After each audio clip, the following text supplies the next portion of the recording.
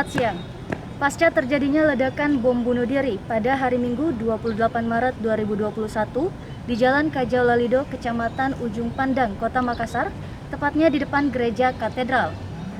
Saat ini tim gabungan Satjibom Korbrimob Polri, Subden Jibom Detasemen Gegana Satuan Brimob Polda Sulawesi Selatan, dan tim Inafis Polri tengah melaksanakan olah TKP dan penyisiran guna mengumpulkan barang bukti.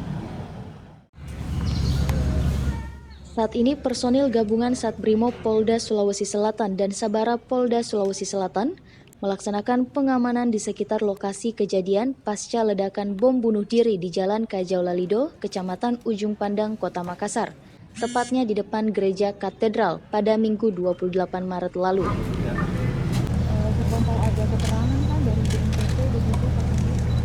Untuk sementara, akses lalu lintas sepanjang Jalan R.A. Kartini dan Jalan Kajau Lalido masih ditutup untuk mensterilkan lokasi kejadian.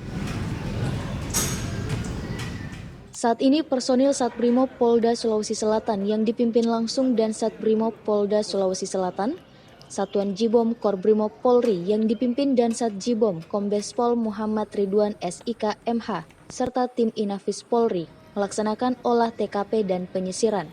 Olah TKP dan penyisiran dilaksanakan untuk mengumpulkan barang bukti yang ada di lokasi. Tak hanya tim gabungan olah TKP yang terlihat di lokasi kejadian, namun turut hadir pula Kepala BNPT dan Kapolrestabes Makassar untuk meninjau langsung lokasi kejadian pasca ledakan tersebut. Pelaku kelahiran tahun 95.